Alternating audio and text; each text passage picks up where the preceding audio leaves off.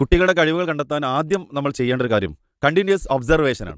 നമ്മുടെ മക്കളെ നിരീക്ഷിക്കാൻ നമുക്ക് സാധിക്കണം. അവരുടെ കുഞ്ഞുനാളുകൾ മുതലുള്ള ഓരോ സ്റ്റെപ്പുകൾ. അപ്പോൾ അവിടെ സവിശേഷമായ ഒരുപാട് കാര്യങ്ങൾ കണ്ടെത്താനും തിരിച്ചറിയാനും നമുക്ക് സാധിക്കുമെന്നുള്ളതാണ്. ഇപ്പോൾ കുട്ടികൾ കളിക്കുന്ന ഉപകരണങ്ങൾ അതിൽ കൺസ്ട്രക്റ്റീവ് ആയിട്ടുള്ള ഉപകരണങ്ങൾ ഉണ്ട് എന്നുള്ളതാണ്. അതുപോലെ ഡിസ്ട്രക്റ്റീവ് ആയിട്ടുള്ള കാര്യങ്ങൾ. രണ്ട് പറഞ്ഞു കഴിഞ്ഞാൽ ഒന്ന് പുതിയ പുതിയ കാര്യങ്ങൾ കണ്ടെത്തി നിർമ്മിക്കാനുള്ള കാര്യങ്ങളാണ്. അങ്ങനെയുള്ള ഗെയിമുകൾക്കാണ്, അങ്ങനെയുള്ള കളികൾക്കാണ്, അങ്ങനെയുള്ള പ്രവർത്തനങ്ങൾക്കാണ് രക്ഷിതാക്കളെ നമ്മൾ കുട്ടികളെ മോട്ടിവേറ്റ് ചെയ്യേണ്ടതാണ്. ഈ ഡിസ്ട്രക്റ്റീവ് എന്ന് പറഞ്ഞു വെച്ചാൽ എല്ലാം നശിപ്പിക്കുന്ന, തകർക്കുന്ന, ഇപ്പോൾ പലപ്പോഴും ആ രൂപത്തിലുള്ള കാര്യങ്ങൾ മറ്റുള്ളവരെ ആക്രമിക്കാനുള്ള ഒരു സ്വഭാവം പോലും പലപ്പോഴും വരുന്നത് ഇതുപോലുള്ള ഗെയിമുകളിലൂടെയും കളികളിലൂടെയൊക്കെയാണെന്നുള്ളതാണ്. അപ്പോൾ അവിടെ രക്ഷിതാക്കളെ നമുക്ക് നമ്മുടെ മക്കളുടെ കഴിവുകൾ തിരിച്ചറിയാൻ അവരെ കണ്ടിന്യൂസ് ആയിട്ട് ഒബ്സർവ് ചെയ്യുക, നിരീക്ഷിക്കുക. ആ നിരീക്ഷണത്തിൽ ചെറുപ്പം മുതലേ നിരീക്ഷിക്കുമ്പോൾ നല്ല ഗുണങ്ങൾ വരുമ്പോൾ നല്ല ഗുണങ്ങളെ അപ്രീഷിയേറ്റ് ചെയ്യാൻ നമുക്ക് സാധിക്കണം. അവിടെ എവിടെയെങ്കിലൊക്കെ തിരുത്തേണ്ട കാര്യങ്ങളുണ്ടെങ്കിൽ ഗുണപരമായി ഗുണദോഷിക്കാനും നമുക്ക് സാധിക്കണം. നിരന്തര നിരീക്ഷണമാവട്ടെ നമ്മുടെ ഒന്നാമത്തെ ക്വാളിറ്റി. അവിടെ നിങ്ങൾ പറഞ്ഞതിലേക്കൊന്ന് ആഡ് ചെയ്യാണ്. നമ്മൾ ഈ കളിപ്പാട്ടങ്ങൾ ടോയ്സ് വാങ്ങിക്കൊടുക്കും. നമ്മൾ ശരിക്കും ശ്രദ്ധിക്കേണ്ട ഒരു കാര്യം, കൺസ്ട്രക്റ്റീവ് ആൻഡ് ഡിസ്ട്രക്റ്റീവായ ടോയ്സ് ഉണ്ട് അല്ലേ?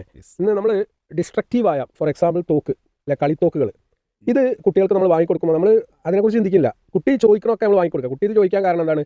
കുട്ടി ഗെയിം എഡിക്ഷനിലേക്ക് പോയിട്ടുണ്ടെങ്കിൽ അത്തരത്തിലുള്ള വയലൻറ്റ് ബിഹേവിയറിനെ പ്രൊമോട്ട് ചെയ്യുന്ന കളിപ്പാട്ടങ്ങളായിരിക്കും കുട്ടി ചോദിക്കുക. ഇത് രക്ഷിതാക്കൾ അറിയാതെ വാങ്ങിക്കൊടുക്കുമ്പോൾ അത് അവൻ്റെ മനസ്സിൽ ഒരു മോട്ടിവേഷൻ ആവുകയാണ്. എന്നാൽ അത്തരം കളിപ്പാട്ടങ്ങൾ വാങ്ങിക്കൊടുക്കാതെ കൺസ്ട്രക്റ്റീവായ അല്ലെങ്കിൽ ക്രിയേറ്റീവായ സൃഷ്ടിപരമായിട്ടുള്ള നവീനമായ ചിന്ത ഉണർത്തുന്ന നല്ല കളിപ്പാട്ടങ്ങൾ വാങ്ങിക്കൊടുത്തിട്ടുണ്ടെങ്കിൽ സ്വാഭാവികമായിട്ടും കുട്ടിയുടെ പേഴ്സണാലിറ്റി ഗ്രോത്തിൽ അത് പങ്കുകൊള്ളും. ഇത് നമ്മൾ ശ്രദ്ധിക്കാതെ പോകുന്ന ഒരു കാര്യമാണ്.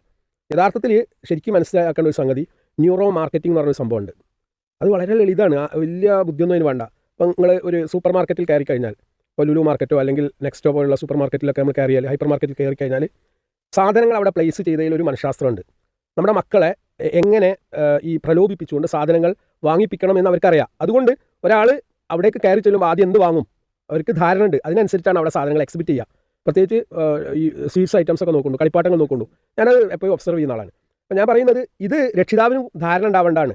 കാരണം എൻ്റെ കുട്ടി ഭാവിയിൽ ആരായിത്തീരണം, എന്താവണം, അവൻ്റെ പേഴ്സണാലിറ്റി എന്താവണം, അവനിൽ എന്തൊക്കെ നല്ല ഗുണങ്ങൾ വരണം, അവൻ ആരായിരിക്കരുത്, ഈ രണ്ട് ചിന്തയും രക്ഷിതാവിന് നിർബന്ധമായിട്ടും ഉണ്ടാവണം. അപ്പോഴേ ഒബ്സർവേഷൻ ഉണ്ടാവുള്ളൂ.